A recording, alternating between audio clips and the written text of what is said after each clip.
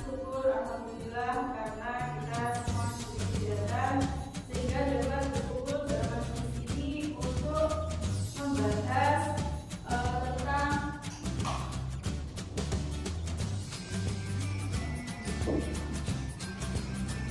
tentang diseminasi modul 1.4 guru pemuda angkatan 9 kabupaten kita yang mengangkat tema yaitu penyebaran pemahaman dan penerapan pengalaman budaya positif oleh saya menjadi Zaitun Salama dari SMP Kelas 8 Jawa. Nah, Bapak Ibu guru yang saya berikan, pasti kalau kita mengingat atau saya menyebutkan budaya positif pasti terbuka dalam gosip budaya panjenengan semuanya.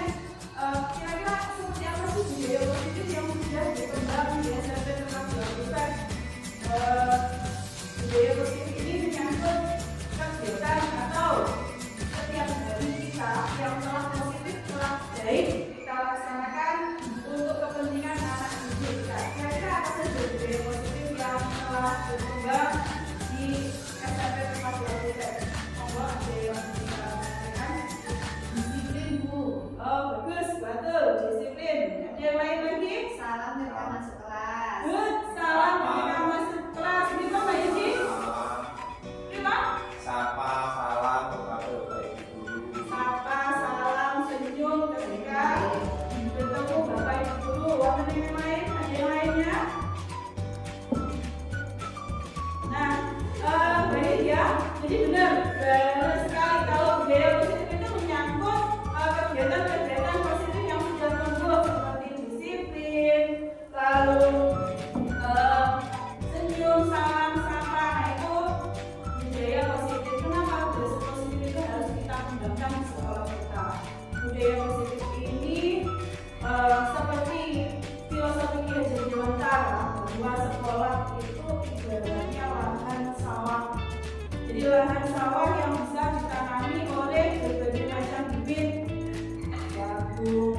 Bibit itu betul macam-macam ya, betul semuanya unggul, tidak semuanya baik.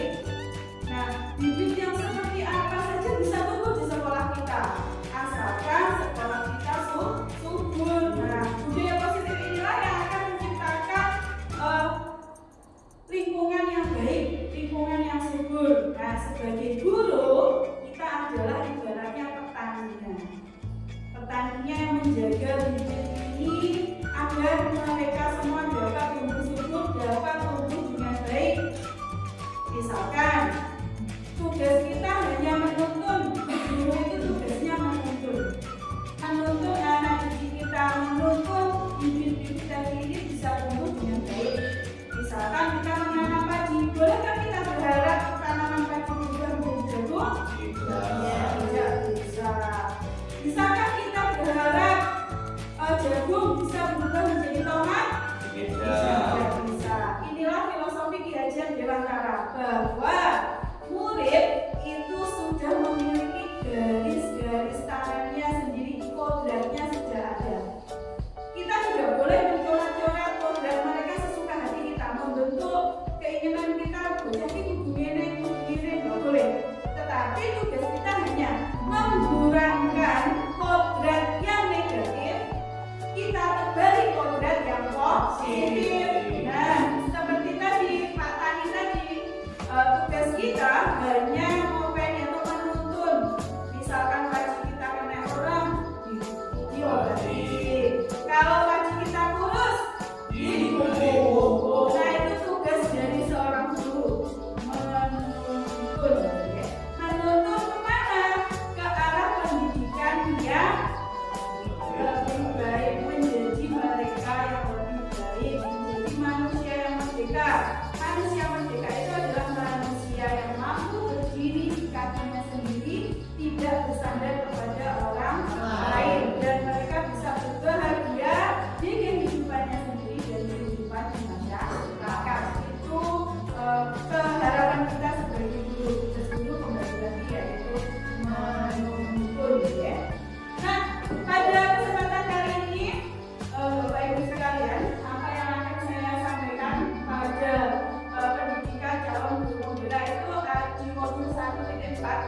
pada konsep inti budaya positif. Nah, ini budaya yang harus kita kembangkan di sekolah sebagai kita, karena kita tugas kita sebagai guru. Apa saja konsep inti budaya positif? Yang pertama adalah perubahan paradigma belajar, lalu disiplin positif, nilai-nilai kebajikan, kebutuhan dasar manusia, motivasi perilaku manusia, posisi kontrol guru, dan yang terakhir adalah segitiga restitusi. Ini nanti akan kita bahas satu persatu. Nah, ini yang pertama, pembelajaran dengan paradigma baru. Pembelajaran dengan paradigma baru itu maksudnya seperti apa? Jadi pada waktu dulu, zaman kita, ya zaman dulu, kita kan waktu kita sekolah itu semuanya harus mengikut apa kata guru. Nah, berarti pendidikan itu atau pembelajaran berpusat pada guru. Dan ada lagi pembelajaran berpusat pada murid atau siswa. Nah, pembelajaran ketika itu ada pembelajaran berpusat pada guru dan juga ada pembelajaran berpusat pada murid. Nah, sekarang saya ingin tahu bagaimana Bapak Ibu guru melakukan, Bapak guru di SMP Perpaduan Pendidikan yang tercinta ini melakukan pembelajarannya, apa bersifat berpusat pada murid atau berpusat pada guru? Berpusat pada murid. Berpusat pada murid. Ya, menurut Pak Yudi, yang dikatakan berpusat pada murid itu bagaimana? Jadi kita hanya memberi contoh dan murid yang melaksanakan tugas atau mencari materi-materi yang lebih dari itu. Nah, betul sekali. Ya, ada yang lain? Ada yang punya pendapat lain? Robin, bisa? Mungkin ini dulu. Oh, betul. Anak-anak itu diajarkan untuk mandiri. Ya. Untuk mandiri bisa seperti yang dikatakan Bapak Bintari. Jadi anak-anak bisa kita kasih bahan. Ayo, silakan kamu ekspor. Mau jadi apa ini? Silakan kamu ekspor. Misal ada yang hasilnya nanti ada yang berubah jadi kotak, jadi segitiga, jadi persegi panjang. Yang paling bahannya ini. Dan kamu cari kenapa kok sampai bisa jadi seperti ini? Oke, berarti nanti murid yang menentukan atau mencari konsep sendiri Nah, ya. konsep tapi kita punya jalurnya. Misal patokannya A, harus jadi seperti kata proses seperti A karena dari sini juga jalannya Oke, bagus. Oke, betul sekali. Benar sekali kalau kita harus merubah cara pembelajaran kita tidak lagi berpusat pada guru sehingga anak-anak hanya 3D, datang duduk diam, ditambah T tidur, tidak seperti itu. Tetapi benar-benar pembelajaran yang berpusat pada murid, berpusat pada murid seperti kata Bu Atul, seperti kata Pak Wahyudi bahwa pusat kita terletak pada anak. Jadi kita hanya menuntun anak menemukan konsep. Mereka lebih mengalami pembelajarannya sendiri. Jadi mereka lebih banyak pengalaman belajarnya timbang nanti cuma tidur terus mendengar. Karena hanya mendengar itu mudah lupa daripada kita berbuat. Kalau kita melakukan atau kita melakukan kesalahan pun, kalau itu kita lakukan kita akan tetap ingat. Tetapi kalau kita hanya mendengar dari kata atau dari katanya Pak Guru, itu akan mudah lupa.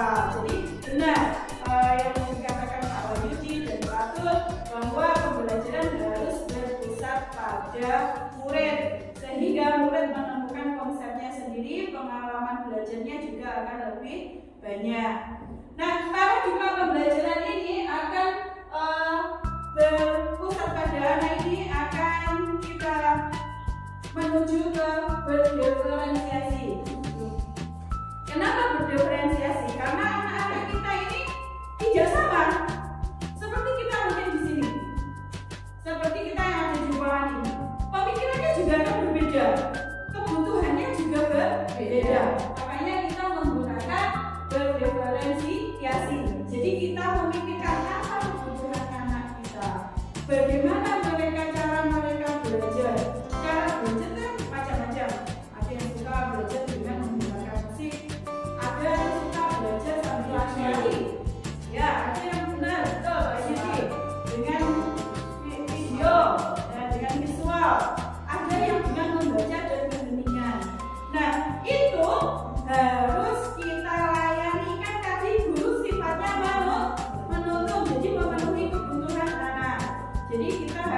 berdiferensiasi. Pembelajaran dengan paradigma baru merupakan pembelajaran yang dijalankan berdasarkan prinsip pembelajaran berdiferensiasi. Sehingga murid itu benar-benar mendapatkan kebutuhannya, bisa mendapatkan apa yang mereka butuhkan. Nah, sesuai dengan perkembangan dari teori modern dan pembelajaran ini lebih berorientasi pada penguatan kompetensi, pengembangan karakter untuk mewujudkan profil pelajar Pancasila. Nah, kenapa anak-anak kita latih untuk mandiri atau mereka memiliki pengembangan belajar sendiri? Tujuannya adalah mencapai profil pelajar Pancasila. Jadi anak-anak ini mengembangkan atau setelah lulus dia mendapatkan karakter ini.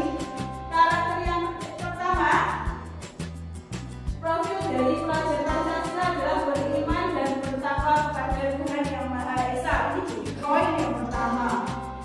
Jadi poin yang pertama adalah beriman dan bertakwa kepada Tuhan Yang Maha Esa. Kalau kita sudah, anak-anak kita sudah jelas sudah beriman dan bertakwa, kemungkinan melangkah ke kiri kan benar loh.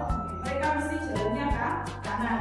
Tapi kalau ini gagal, beriman dan bertakwa, tidak beriman dan tidak bertakwa, ini adalah sulit untuk diarahkan. Nah, jadi kita yang pertama adalah beriman dan bertakwa kepada Tuhan Yang Maha Esa. Lalu mandiri. Yang dikatakan mandiri itu berarti mampu melakukan apapun sendiri tanpa diperintah lagi. Mandiri. Lalu bernalar kritis. Bernalar kritis itu memikir. Jadi mereka menanggapi sesuatu itu tidak langsung, tidak gegabah, tetapi dipikirkan dulu, diolah dulu. Bernalar kritis. Berkebinekaan global. Nah, Indonesia adalah negara yang bagaimana beragam. Seperti sekolah kita pun, SMP Negeri 24, siswanya tidak hanya dari Blitar, tetapi ada yang dari Jakarta, ada dari mana lagi, Pak? Kalimantan, ada lagi dari mana? Sumatera, Jakarta, semuanya punya latar pendidikan yang berbeda-beda. Sehingga kita harus ada sikap saling menghormati atau berkebinekaan global. Berkebinekaan global ini harus ditanamkan kepada anak-anak. Jangan ada sifat sukuisme. Ini kosong buku. Ini bukan dari suku saya. Gak usah dikontrol. Nah, itu gak boleh. Jadi kita harus memiliki atau anak-anak menanamkan pada anak-anak sikap berkebinekaan global.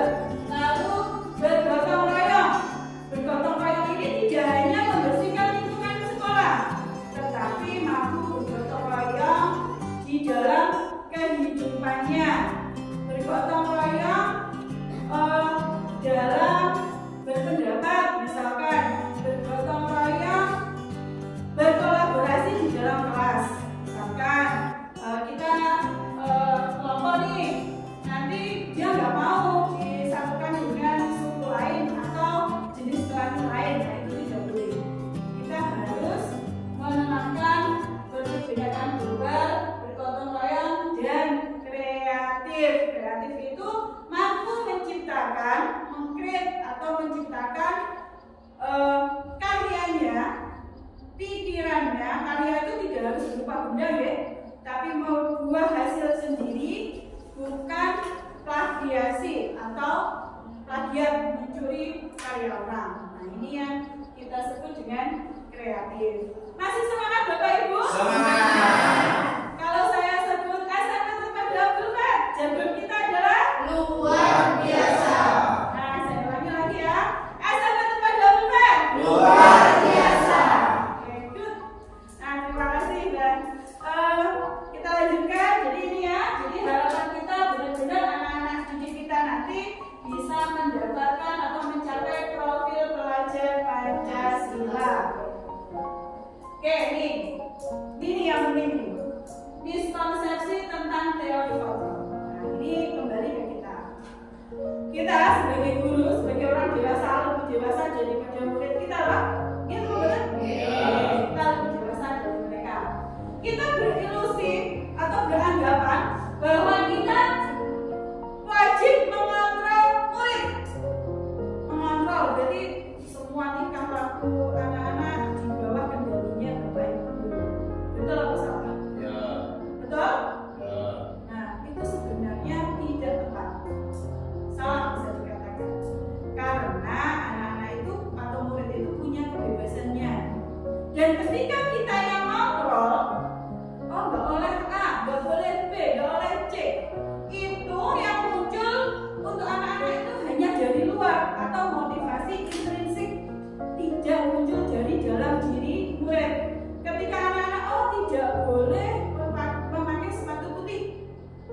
karena adalah tangan tidak muncul dari dalam diri murid bahwa itu kesalahan.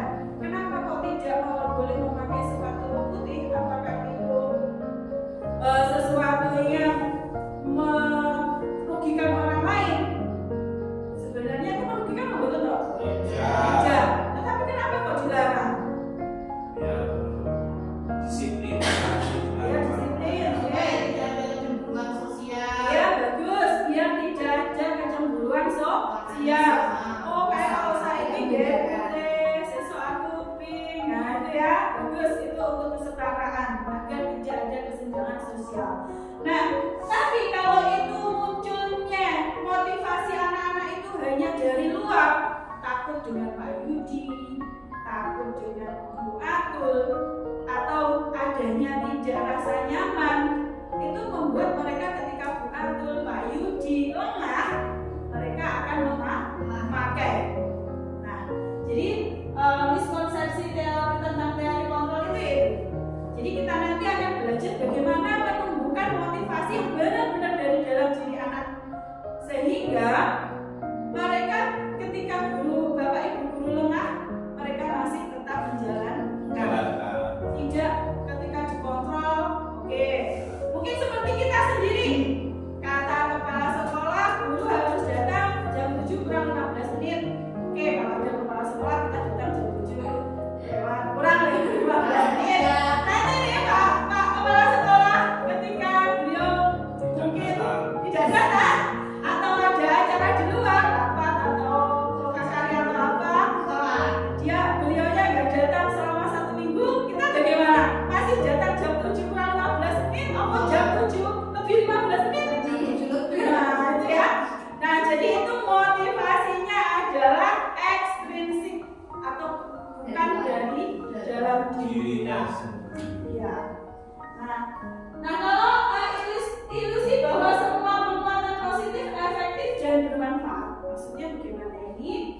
Maksudnya adalah misalnya kita memberi penguatan nih kepada murid-murid kita, itu tidak serta-merta bisa mereka terima. Tidak serta-merta mereka betul-betul Bu, besok saya seperti itu, tidak betul seperti itu. Karena mereka bicara hanya dari ekstrinsik, ada dari luar, dari dalam dirinya tidak.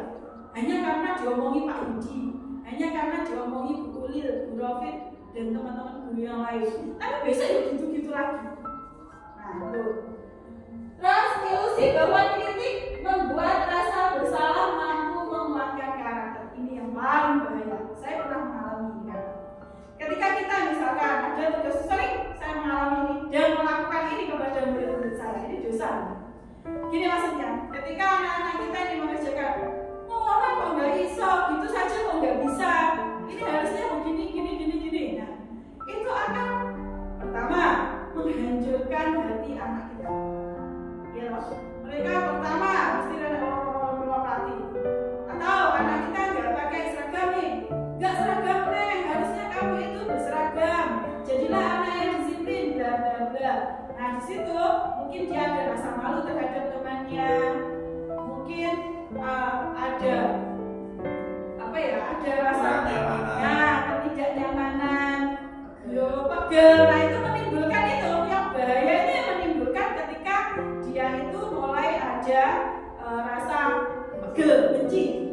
Nah, ada rasa benci di dalam dirinya untuk guru tersebut. Nah itu ya. Nah kalau pengalaman saya sendiri tentang ini, ketika dulu di SMA, saya pernah ketika saya mengerjakan tugas matematika, karena saya juga nggak ngerti kemauannya si guru, saya memakai hanya kertas setengah lembar kok. Jadi tidak double juga, itu nggak setengah lembar. Nah kata setelah saya kumpulkan ke gurunya, langsung disobek di depan saya. Apa menurut kamu saya ini tukang becak? Kok saya dikasih kertas hanya separuh? Itu benar-benar membekas di ingatan saya. Niatnya Bapak Guru tadi benar, kita harus sopan kepada guru. Tetapi karena penyampaiannya salah, menurut saya salah, sehingga menimbulkan rasa yang sakit sampai sekarang. Nah itu ya, mungkin Bapak Ibu guru yang lain bisa ada pengalaman nih sama Bapak Ibu gurunya di zaman dulu. Nah, jangan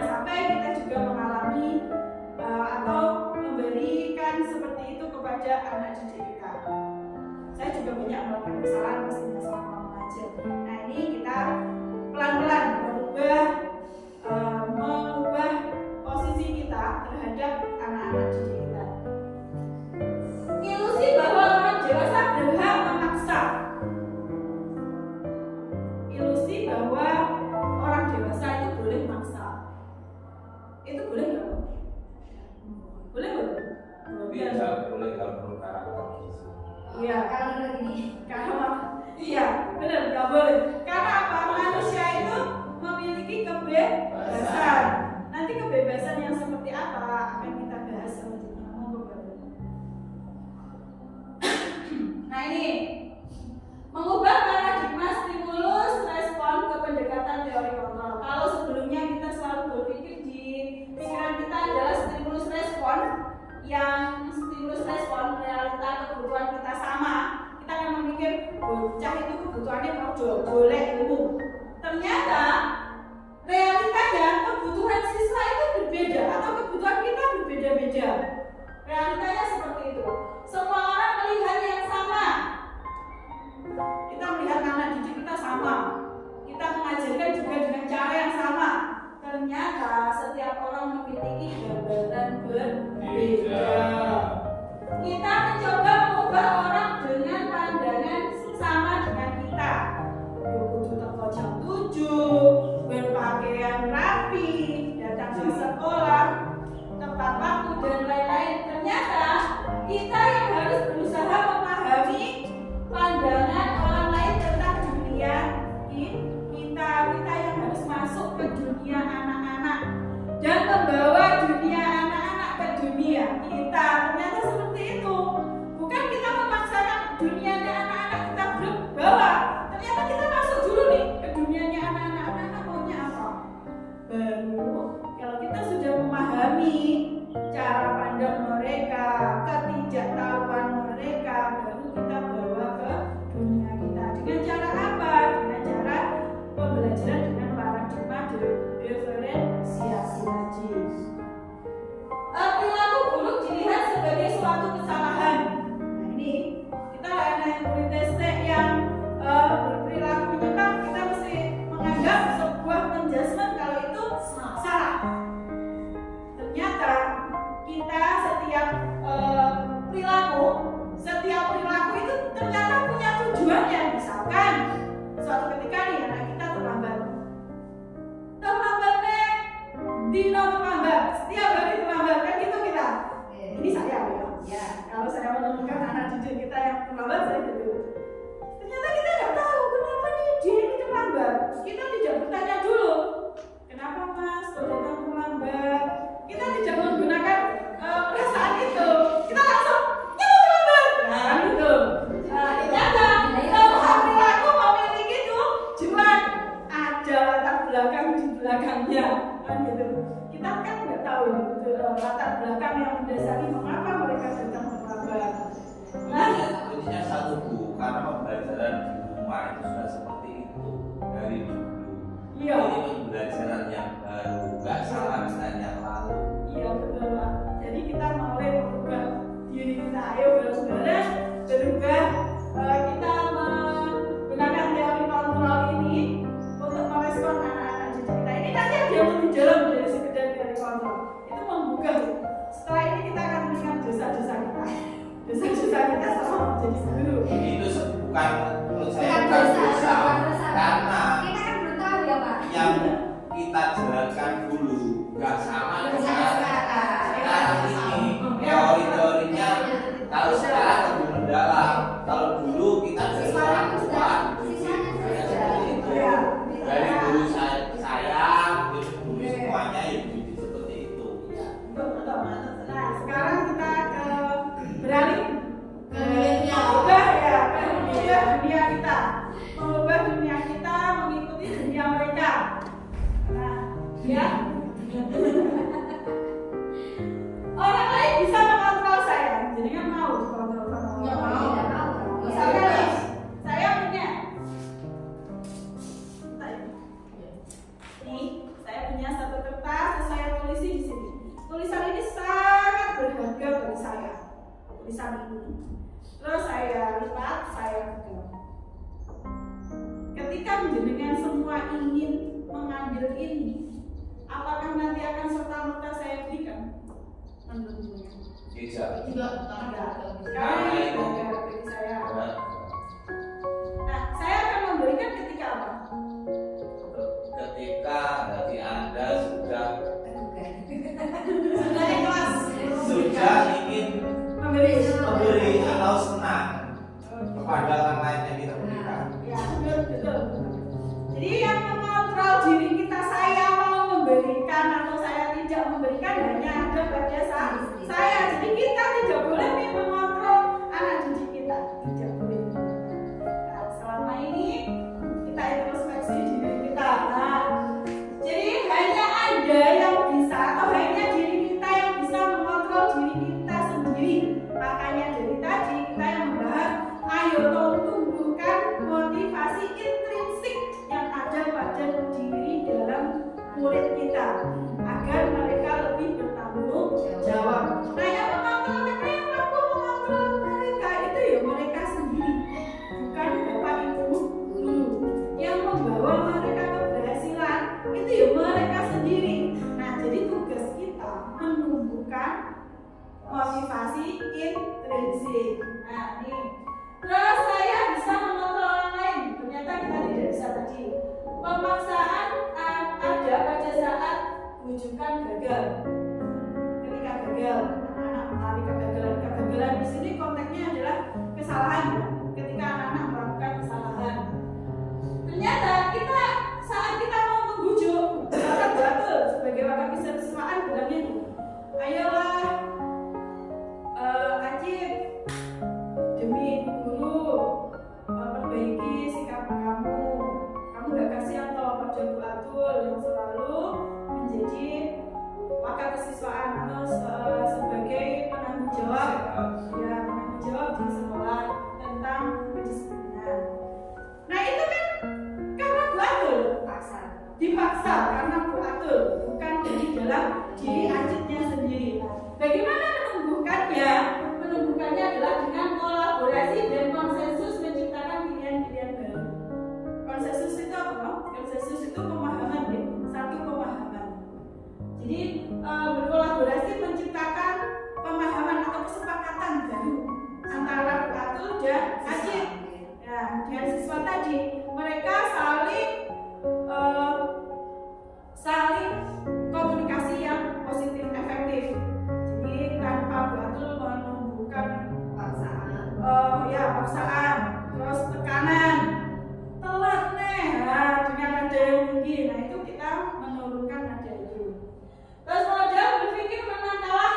Jadi guru selalu menganggap kalau muridnya salah, guru benar. Nah itu yang harus kita hapus. Yang ada adalah modal berpikir menang.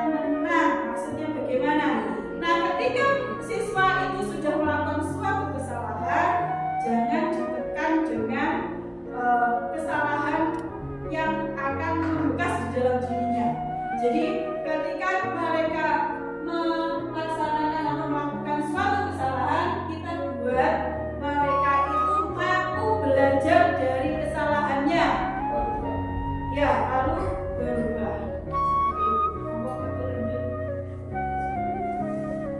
Disiplin positif yang tadi, kita kembali ke disiplin positif. Kalau selama ini yang kita pikirkan tentang disiplin itu apa? Mesti ada kaitan dengan peraturan. Lalu setelah kalau tidak taat berarti mendapatkan hukuman. Ternyata Bapak Ibu guru semua, disiplin itu berasal dari kata disiplina yang artinya belajar. Ternyata pemikiran kita berbeda jauh ya. Kalau disiplin menurut kita nanti adalah ketaatan terhadap aturan, ternyata disiplin di sini adalah lebih ke siswa itu atau kita semua memiliki tanggung jawab terhadap apa yang dilakukan berdasarkan nilai-nilai yang diyakini. Nilai-nilai yang diyakini ya tadi budaya positif tadi, yang disiplin, datang tepat waktu, menjaga kebersihan dan lain sebagainya. Disiplin positif merupakan salah satu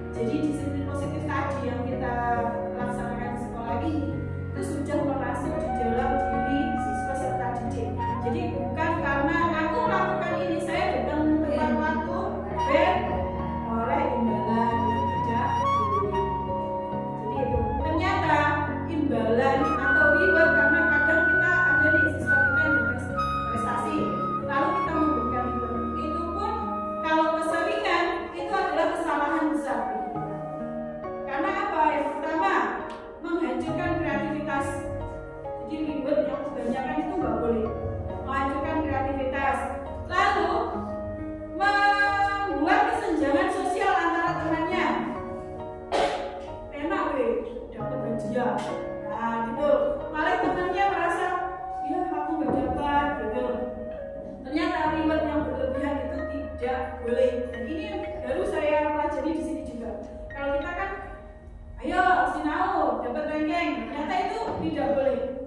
Nah, yang boleh itu adalah bagaimana cara kita menumbuhkan tanggung jawab yang ada di dalam diri peserta didik atau murid kita. Sebagai pendidik, tujuan kita adalah menciptakan murid yang memiliki disiplin diri sehingga mereka berperilaku pada nilai-nilai kebajikan universal dan memiliki motivasi intrinsik dalam perubahan perilaku ke arah yang lebih baik. Kebajikan universal. Kebajikan universal ini adalah kebajikan atau kata-kata positif yang sudah diakui. Nah ini nilai-nilai kebajikan. Nilai yang disepakati bersama lepas dari suku, bangsa, agama, bahasa maupun latar belakang. Kalau kita pendidikan kita punya profil pelajar Pancasila, beriman dan bertakwa kepada Tuhan Yang Maha Esa dan berakhlak mulia, berkebinekaan global, bergotong royong, mandiri, kritis dan kritis. Tadi ya sudah kita bahas.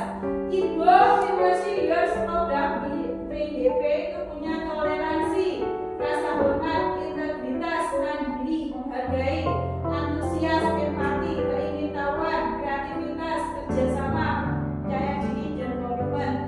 Untuk keterampilan hidup atau life skill dapat dipercaya, lurus hati, berpandangan yang aktif, tidak merendahkan orang lain, tidak memberikan yang dan memberikan yang terbaik untuk dirinya.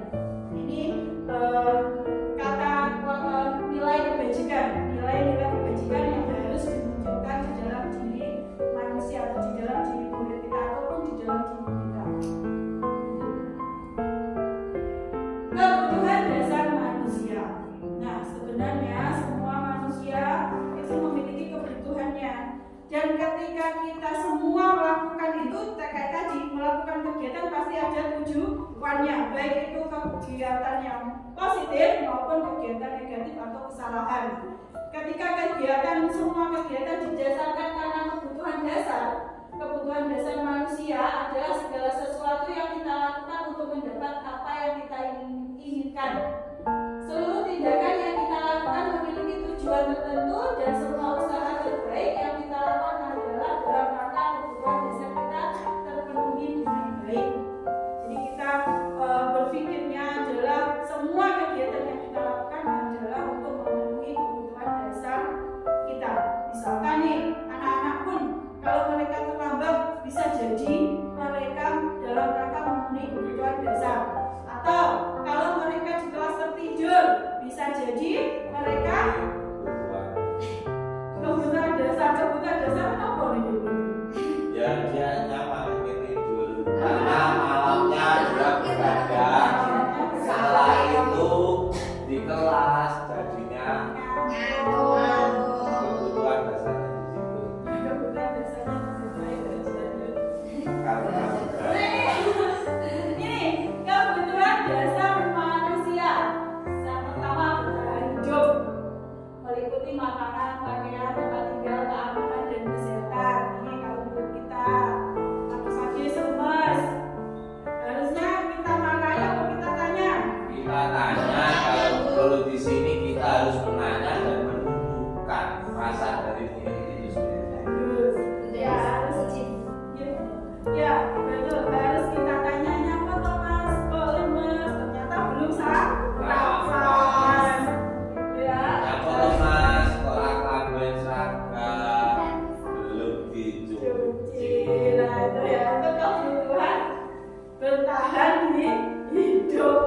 Yang pertama mas kok gatel karena nggak jarang karena jarang mandi. Nah itu menyangkut kesehatan. Terus, nah kasih sayang dan diterima, rasa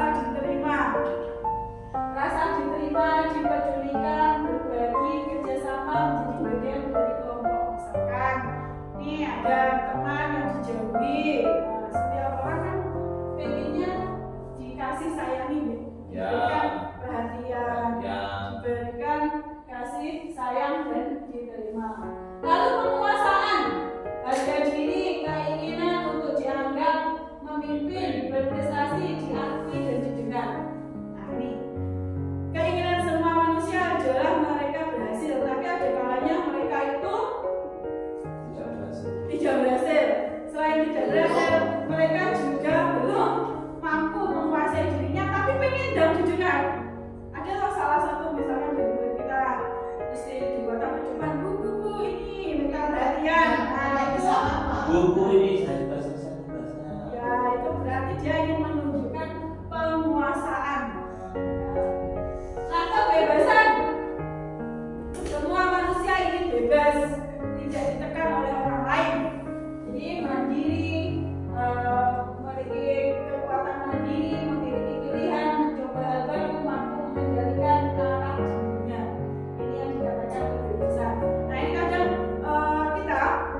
ada nih, kenapa murid kita kadang kalau diajar itu lari sana lari sini. Nah itu ternyata mereka juga bosan dengan pendidikan atau pembelajaran yang kita berikan.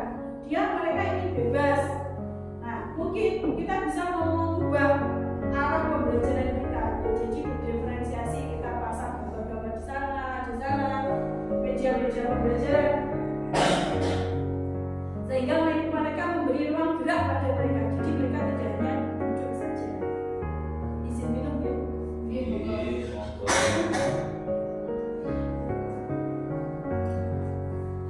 Nah, lalu kesenangan, bermain, humor, antusiasme, dan tertawa.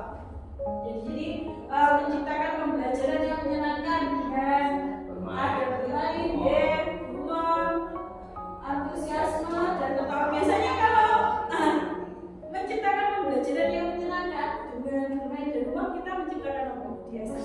Biasanya kita menyanyikan lagu-lagu yang kita modifikasi. Game. Jadi memodifikasi lagu ke mata pelajaran Pak Yudi ya? Ya. Iya, terus suatu game. Game. Ibu biasanya yang Game. Bu Binti. Teka-teki. Bagus ya. Jadi pembelajaran sudah bermacam-macam. Oke, betul. Nah, motivasi perilaku manusia. Motivasi itu ada dua yang sudah kita bahas dari tadi. Untuk menghindari ketidaknyamanan atau hukuman itu berarti motivasi ekstrinsik atau motivasi dari luar. Untuk mendapatkan imbalan dan penghargaan juga sifatnya dari luar, motivasi yang dari luar. Kalau motivasinya hanya ekstrinsik, ini tidak mampu bertahan lama. Anak-anak akan berubah kalau tidak lagi dikontrol oleh gurunya, tidak mampu bertahan pada diri anak. Tetapi kalau kita sudah menumbuhkan budaya positif, yang namanya budaya itu kan berjalan lama, berjalan terus berulang-ulang sehingga menjadi kebiasaan. Kebiasaan ini nanti akan muncul motivasi ekstrinsik, yaitu untuk mengandalkan orang yang mereka inginkan dan menghargai dirinya sendiri dengan nilai-nilai yang mereka percaya. Nilai-nilai yang mereka percaya tadi disiplin, bertanggung jawab, terus teman-teman itu. Jadi ketika kita sudah mampu, anak-anak kita sudah mampu, sudah memiliki motivasi intrinsik dalam dirinya, mereka dengan serta-merta akan melakukan, akan menghargai dirinya sendiri dan lebih bertanggung jawab. Masih semangat Bapak Ibu Guru? Masih semangat. Estafet kedua Pak? Luar biasa. Nah sekarang nih ada hukuman, konsekuensi, dan restitusi. Kalau hukuman ini sudah biasa ya kita mendengar.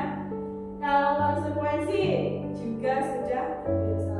Kalau restitusi ini saya baru mendengar dan itu saya dapatkan di guru pembela. Nah seperti apa hukuman?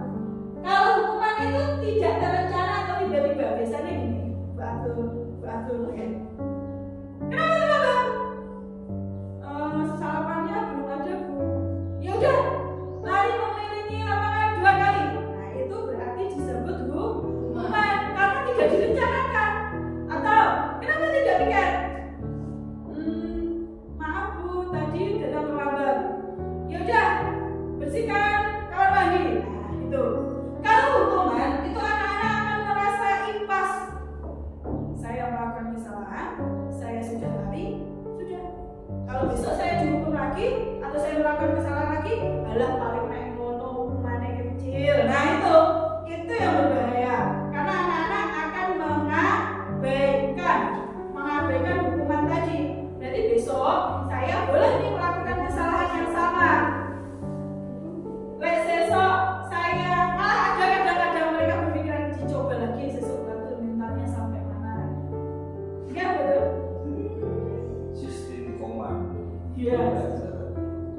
Lalu murid tidak dilibatkan atau tidak tahu apa yang terjadi. Jadi nanti kalau saya terlambat masih kira-kira nih murid kita masih berhalusinasi. Kok lah aku dijel aku terlambat.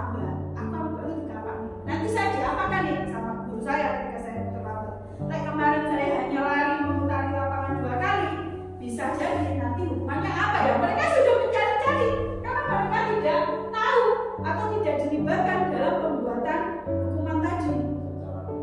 Oke, secara tiba-tiba bersifat satu arah. Jadi waktu tanpa tanya langsung memberikan hukuman dol gitu. Nah, langsung nembak, langsung ditembak anaknya, langsung lari, langsung nyapu, berdiri di depan kelas dan sebagainya. Usaha.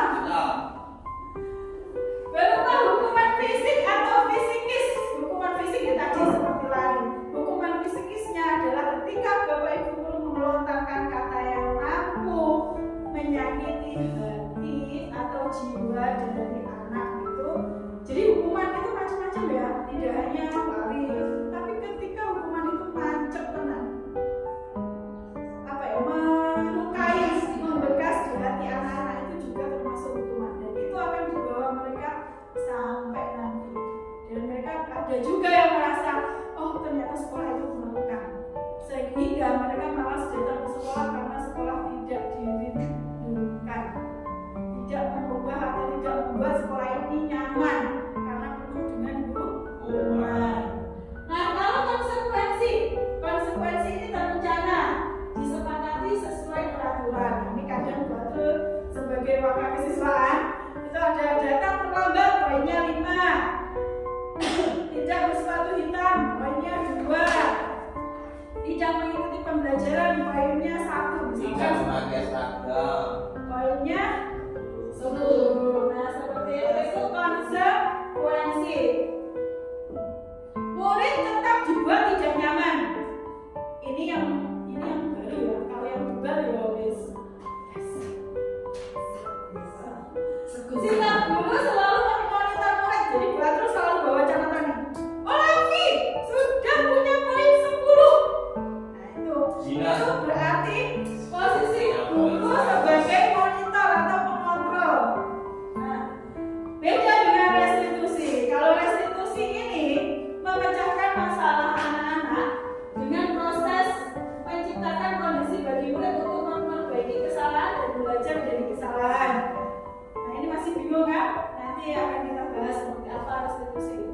Prosesnya adalah kolaboratif yang mengajarkan murid untuk mencari solusi. Jadi ketika anak kita melakukan kesalahan, kita diskusi sama mereka. Kenapa kau melakukan kesalahan? Terus solusinya agar mereka tidak melakukan kesalahannya seperti apa? Nanti ada di restitusi. Nah ini adalah 5 posisi kontrol guru. Nah ini saya mau tanya. Masih semangat Bapak Ibu guru? SMP Tempat 20 kan? Luar biasa. Nah posisi kontrolnya kita ini ada 5 ini. Kira-kira Bapak Ibu guru SMP Tempat 20 kan ini kontrolnya di bagian mana ini? Monggo Profit di bagian mana ini? Apa pendukung? Ayo bisa Bu. Kemana? Tergantung siswanya. Oke, Bu Binti. Yang mana posisi jenengan? Pendukung kah? Pembuat merasa bersalah? Pemantau atau teman atau manajer? Manajer. Bagus ini harus level manajer luar biasa ini. Mendukung. Betul. Mana ini betul? Pilihan dulu. Mana dari posisi jenengan ini? Semua tak posisi ini. Yang paling rajin atau paling posisi Mas saya itu orangnya pemantau dan pendukung. posisi di situ yang perempuan itu cuma 2, teman sama manajer. wah, saya itu sih belajar. Kalau saya pendukung dan pemantau. Favorit, bagaimana favorit? Bukan posisinya gimana?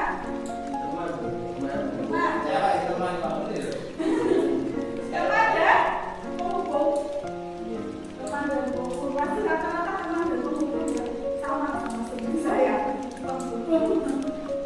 Nah ini ya harus kita pelan-pelan kita ubah arah kita.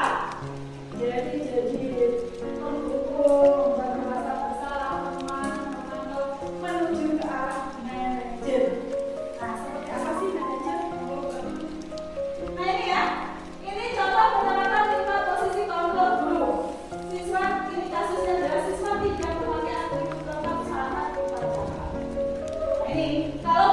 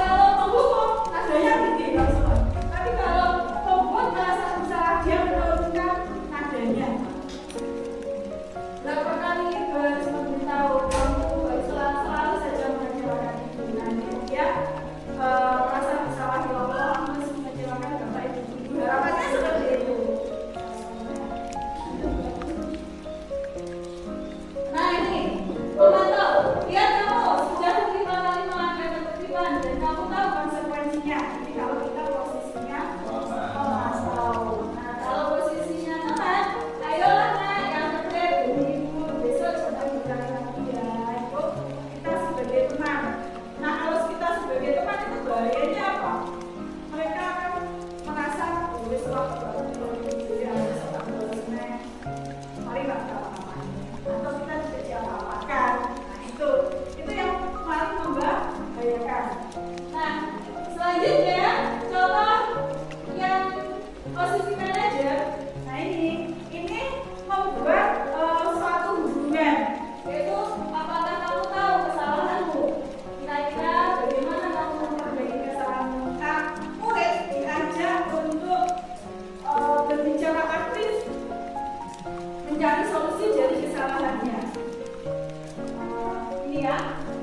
Nah ini saya mau tanya, masih semangat Bapak Ibu? Semangat. Nah ini jawab ya, ini kira-kira Bapak kepala sekolah ini posisinya sebagai apa? Kalau dia mengatakan saya sangat kecewa sekali denganmu, apa ya? Bunada, apa ini Bunada? Posisinya bapaknya sebagai apa? Iya benar, merasa bersalah. Dia katanya merasa salah. Ya seperti itu. Lanjut ke pertanyaan berikutnya. Kalau kamu tidak benar melakukannya, apa? Kamu tidak pernah benar melakukannya. Nadanya tinggi. Menghukum. Lanjut terus. Apa rencanamu untuk menyelesaikan masalah ini? Dengan ada yang sudah. Lanjut. Pintar-pintar ya. Ayo lakukan demi Bapak Ibu ya. Ayolah. Apa ini Pak? Semangat. Lanjut. Aku tidak pernah mendapat nilai jika tidak berusaha. Apa ini? Hormat. Beri aplaus untuk diri kita sendiri. Jadi kita sudah bisa nih mau membedakan Guru-guru hebat hari guru ini. hebat luar biasa. Wah. Berarti kita sudah mampu membedakan 5 posisi kontrol kita sebagai guru luar biasa. Nah, keyakinan kelas. Mengapa keyakinan kelas? Mengapa bukan peraturan kelas? Nyapa kok keyakinan kelas? Kenapa kok bukan peraturan kelas? Kalau keyakinan kelas berarti kesepakatan. Good. Kalau keyakinan kelas berarti kesepakatan. Kalau peraturan kelas, Pemaksaan, jadi sudah ada aturan anak-anak harus ikut. ya luar biasa betul.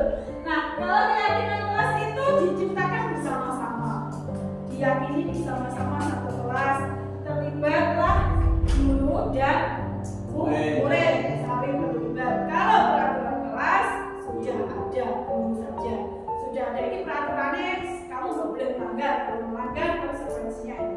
Good. Nah lanjut betul. Nah ini ya, pembentukan keyakinan kelas. Jadi keyakinan kelas itu bersifat abstrak. Berupa pernyataan universal. Kalau berupa pernyataan universal seperti tadi, berarti tidak boleh ada kata negatif di situ. Kata negatif itu misalkan kalau peraturan kan dilarang buang sampah. Dilarangnya itu dilarang. Jadi kalimat yang positif. Jadi apa Pak? Kalau kita mengganti dilarang buang sampah, kalau kata negatif Buanglah sampah pada tempatnya. bagus, buanglah sampah pada tempatnya. Lalu apa lagi? Selain itu, jagalah Kebersihan. Itu mengubah kata negatif menjadi positif. Lalu apa lagi? Kalau anak-anak kita mencontek, ya nih, kita mesti dilarang mencontek. Nah, dilarang mencontek itu harus dihilangkan. Kita mengubah menjadi kalimat Sikaplah jujur. ya, benar. Bersikaplah jujur. Bersikaplah jujur. Nah, itu ya. Lalu dibuat dalam pernyataan itu tadi jumlahnya sedikit agar mudah diingat. Nggak perlu banyak-banyak. Peraturan yang buat itu ada berapa poin? Waktu punya 90 peraturan. Apa mereka anak murid kita hafal? Enggak. Nah, kalau budaya positif atau pembentukan keyakinan kelas ini sedikit aja, 6, 5. Kalau di kelas 9 tadi ada 6. Nah, jadi sedikit. Jadi agar mereka apa tujuannya? Agar mereka selalu ingat. Agar keyakinannya ini diingat sehingga diwujudkan dalam bentuk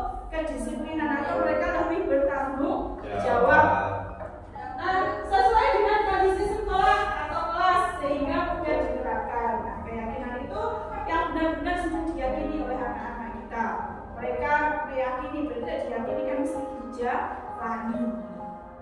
Seperti kita kalau meyakini agama kita Islam, Allah Tuhan kita, berarti kita yakin beribadah kepada Allah. Mereka pun juga sama. Kalau yakin dengan keyakinan kelas ini, berarti mereka bisa mengubah atmosfer kelas sesuai dengan keinginan mereka. Lalu semua warga sekolah atau warga kelas dilibatkan saat membuat keyakinan. Kalau peraturan kan muncul jadi atur sendiri atau warga sekolah sendiri yang menciptakan. Siswa tidak terlibat. Tapi kalau keyakinan kelas ataupun keyakinan sekolah, semuanya terlibat dalam pembuatannya. Segitiga restitusi. Nah, ini yang hal yang baru. Baru ya? Apa sudah pernah baru di zaman saat kuliah? Baru dengar ya? Sama, saya juga baru mendengar. Segitiga restitusi adalah proses menciptakan kondisi bagi murid untuk memperbaiki kesalahan mereka sehingga mereka bisa kembali pada kelompok mereka dengan karakter yang lebih kuat, atau suatu proses dialog yang dijalankan oleh guru agar dapat menghasilkan murid yang mandiri dan bertanggung jawab. Jadi ketika mereka peserta didik atau murid kita melakukan kesalahan, kita menggunakan segitiga restitusi ini untuk mencari solusinya. Ketika kita sudah menempatkan diri kita sebagai manajer, tidak lagi penghukum, tidak lagi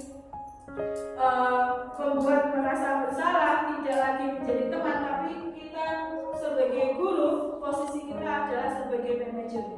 Dan sebagai manajer, bukan berarti manajer yang kita bayangkan itu adalah manajernya perusahaan, kan ya? Manajer di sini adalah memanage hati kita atau memanage siswa-siswa kita, memanage emosi mereka sehingga emosi yang negatif berubah menjadi emosi positif. Gitu ya. Kita samakan maksudnya pandangan kita tentang manajer. Nah, dengan manajer, dengan segitiga restitusi, kita akan melakukan 3 tahapan, yaitu yang pertama menstabilkan identitas. Jadi menstabilkan identitas ketika anak-anak kita melakukan kesalahan.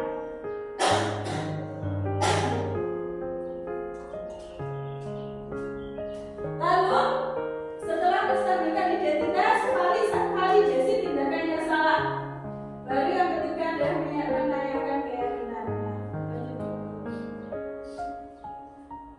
Ini sudah bab terakhir dalam kegiatan kita kali ini. Jadi ini sudah finalnya, endingnya yang harus kita resapi dan kita terapkan nanti ke anak didik kita. Harapannya adalah memunculkan motivasi intrinsik dalam diri mereka. Jadi agar tidak ada rasa sakit hati dan lain sebagainya. Tahapan yang pertama dari segitiga restitusi adalah menstabilkan identitas. Berdasarkan prinsip membuat kesalahan adalah bagian dari proses belajar. Nah, kalau tahap ini, misalkan murid kita itu melakukan kesalahan, kita yang pertama kita ajukan pertanyaan pada mereka adalah, oke, anak-anak, atau oke, si Ahmad membuat salah itu wajar, atau kita bisa menggunakan tidak ada manusia yang sempurna. Kita boleh seperti itu. Ibu bapak juga pernah melakukan itu. Lalu ibu bapak tidak mau mencari siapa yang salah, tetapi ibu bapak ingin mencari solusi dari permasalahan ini. Kamu berhak merasa begitu. Nah, ini namanya adalah menstabilkan identitas. Misalkan nih ada anak yang terlambat.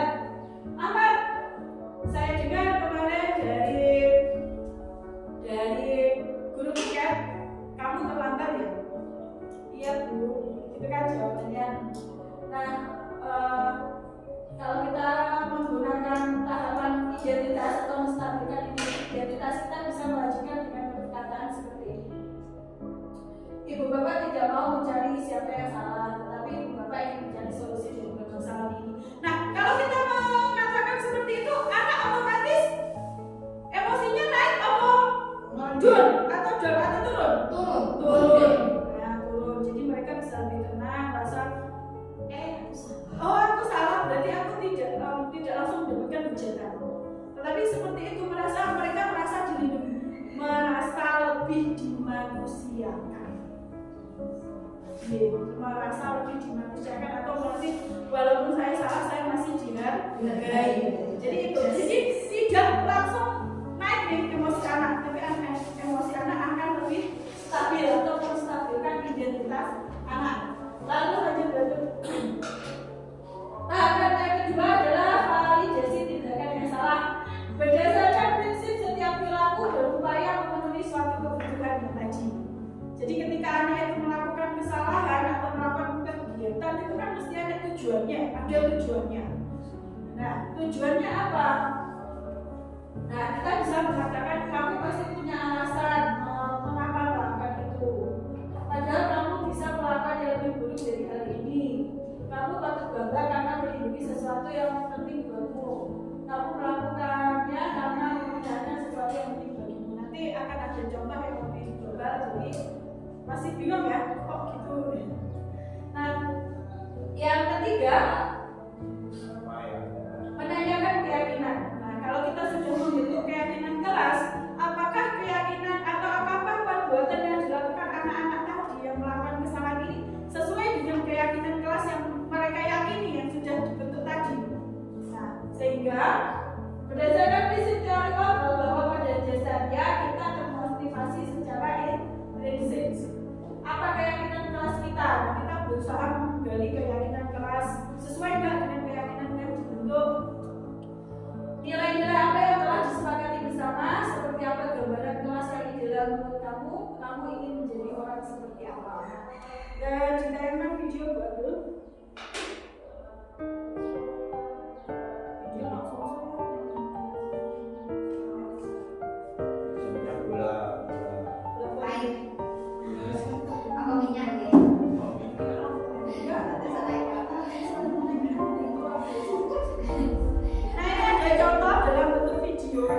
video ketika anak itu melakukan kesalahan terus kita selesaikan dengan segitiga restitusi. Sebentar ya. Nah, dari segitiga restitusi ini kita akan memperoleh siswa memperoleh motivasi intrinsik. Harapannya seperti itu. Segitiga restitusi ini agar anak-anak menggunakan keyakinannya dan mau belajar dari kesalahannya sehingga besok tidak melakukan kesalahan lagi, berhenti. Tetapi kalau dengan hukuman, dengan apalagi merasa bersalah, besok dia akan melakukan kesalahan lagi.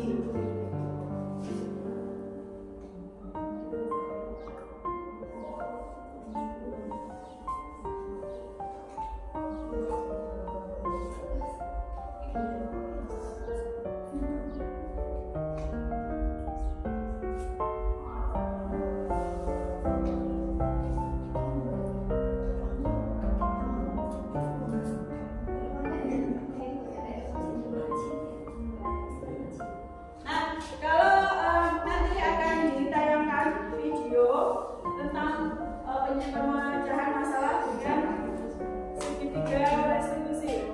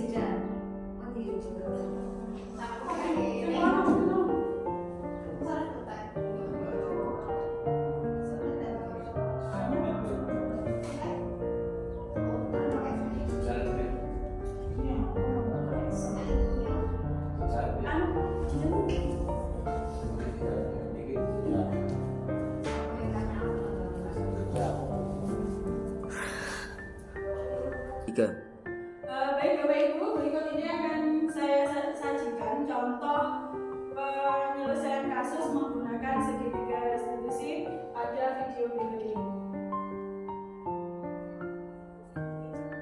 Orang dari keras, sebenarnya kamu berbuka ya dengan Iya Bu, habis kesal sih. kenapa kesal? Karena aku selalu cerita saya.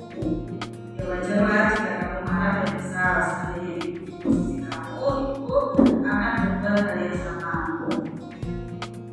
Lalu apa yang kamu lakukan pada anak?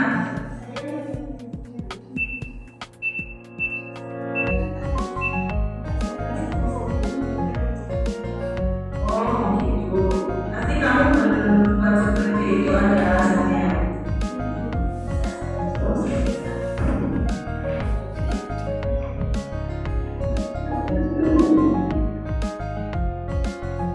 Ya wajarlah jika kamu tidak terima jika tugas mencontohkan begitu saja.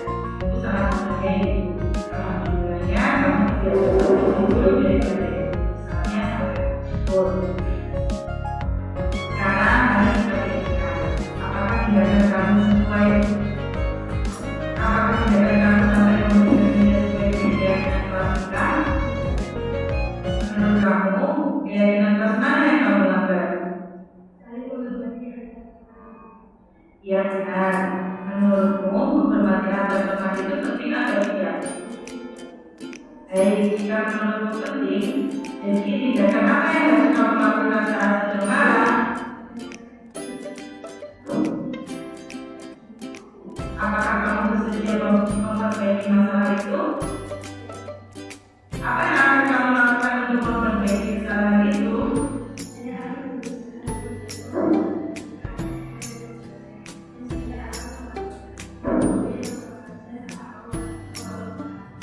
Ya, tepat sekali tindakan itu. Setelah bersemangat dalam belajar ya.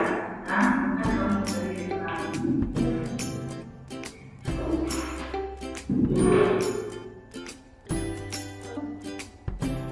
Nah, dari kasus Elisa tadi kita dapat memperoleh kesimpulan bahwa anak-anak kita paling tindakan yang harus kita lakukan dulu dia, lalu kita validasi tindakan yang salah, lalu kita jadikan atau kita bantu dengan mencarikan solusi pada mereka.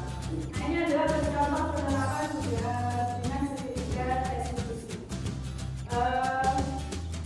Ini kita sudah sampai pada pembukuan acara sehingga dengan adanya kegiatan ini kita dapat beralih dari posisi kita yang masih mendukung berubah menjadi posisi manajer agar kita bisa menerapkan atau menuntun siswa menuntun guru kita menjadi pribadi yang lebih bertanggung jawab. Nah, dalam penerapan program disiplin positif hendaknya guru memiliki standar kepribadian.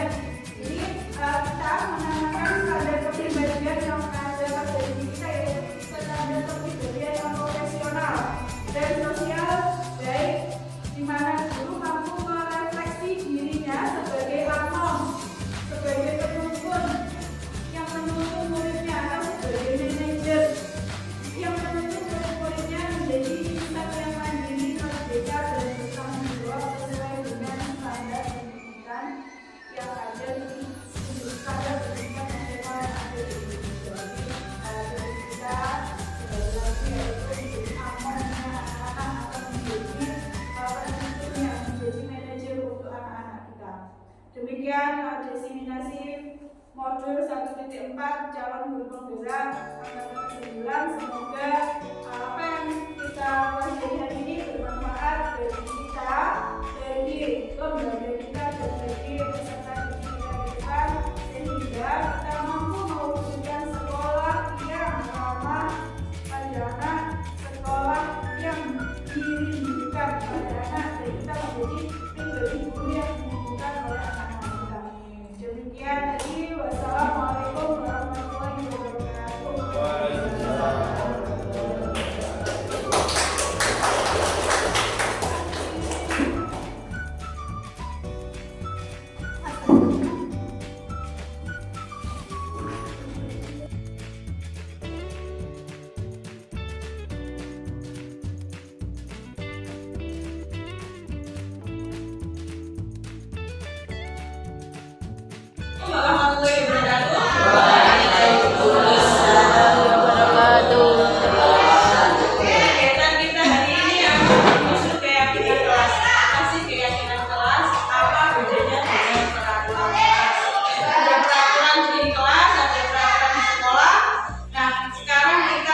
mengubah pemikiran kita, mindset kita.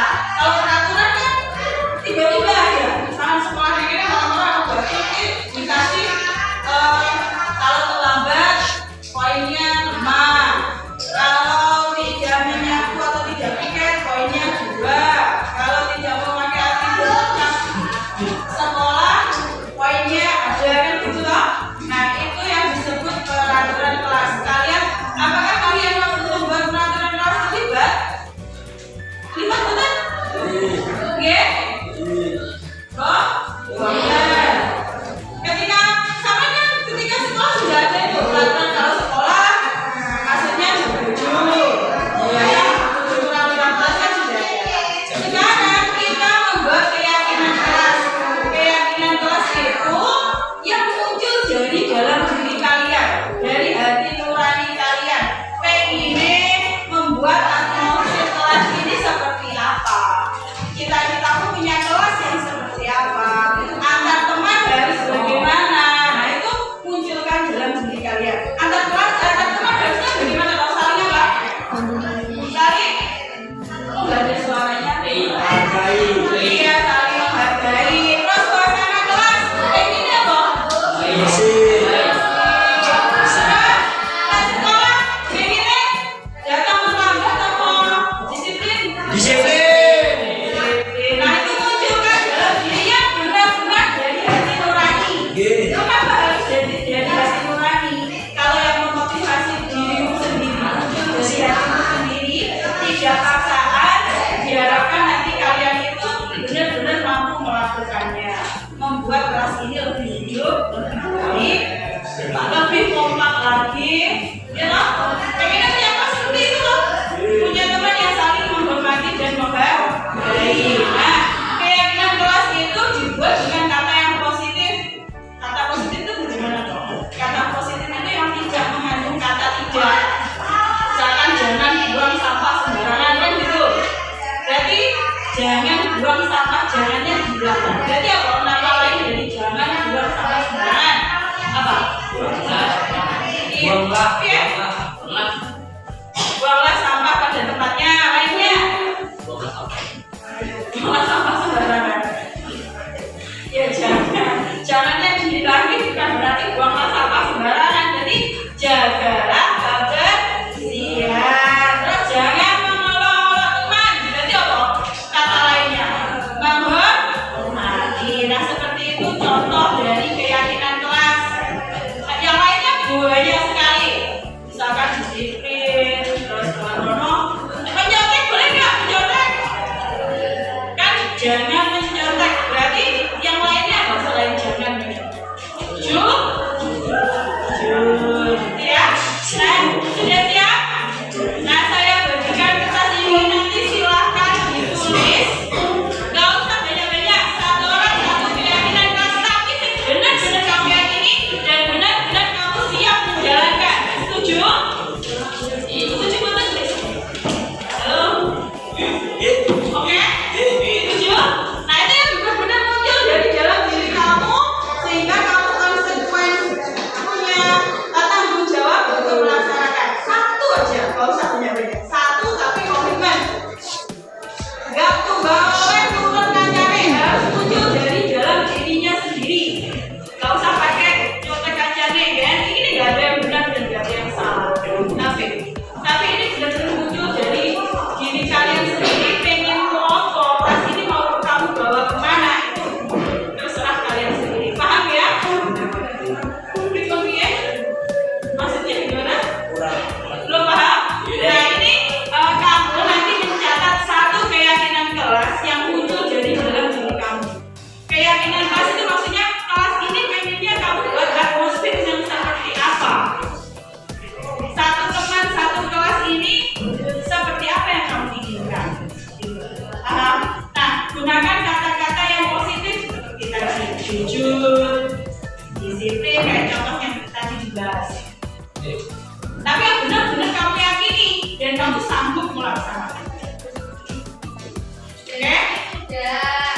Deep ya? Paham ya? Nah, saya bagikan kelas, silahkan dicatat. Satu aja, nggak usah kayak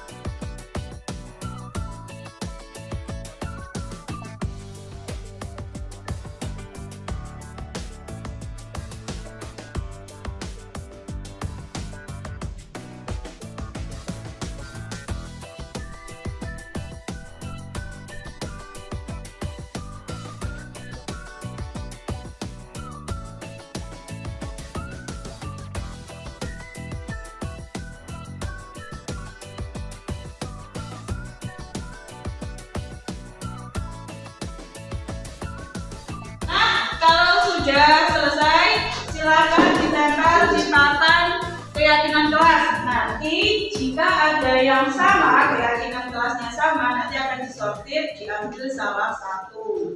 Jadi misalkan nanti memiliki makna yang sama atau memiliki kata-kata yang sama, nanti kita sortir, kita ambil salah satu. Paham ya? Monggo yang menempelkan. Dari mana dulu ini?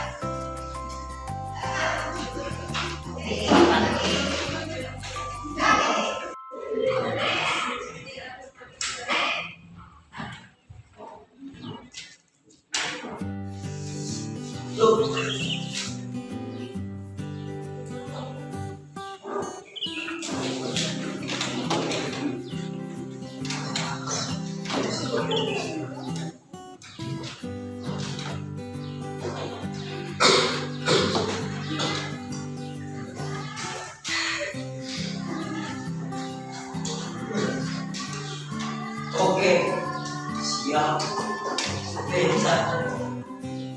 Satu. Oke.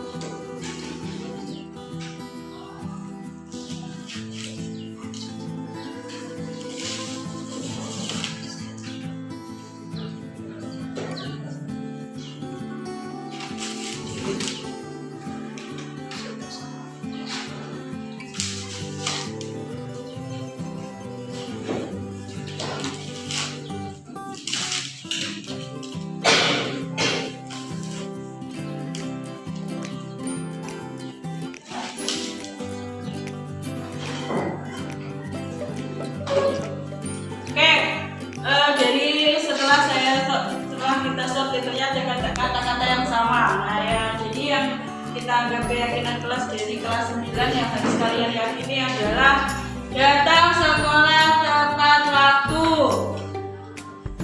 menjaga kebersihan, harus jujur, bertanggung jawab, menghargai teman, menjalankan piket kelas, saling menghargai. Ya, itu keyakinan kelas 9 yang mulai saat ini kita tanamkan untuk kita laksanakan. Oke. Nah, terakhir dari keyakinan kelas ini silahkan maju untuk tanda tangan. Jadi kenapa harus tanda tangan? Berarti kita sepakati kalau keyakinan kelas kalian ada 7. Monggo, mulai dari baik. Dari senang.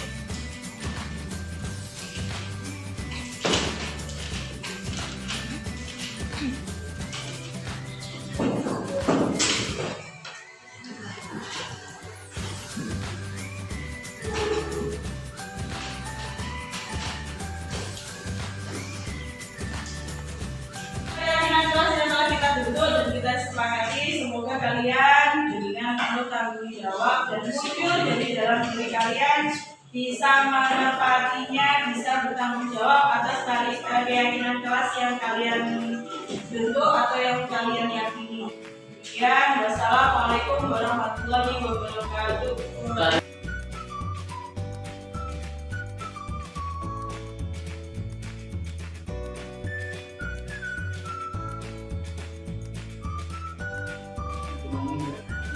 Nama saya Muhammad Ihsan Hamsuki dari kelas 9. Saya senang sekali membuat keyakinan kelas karena dengan membuat keyakinan kelas saya dapat menumbuhkan kedisiplinan diri.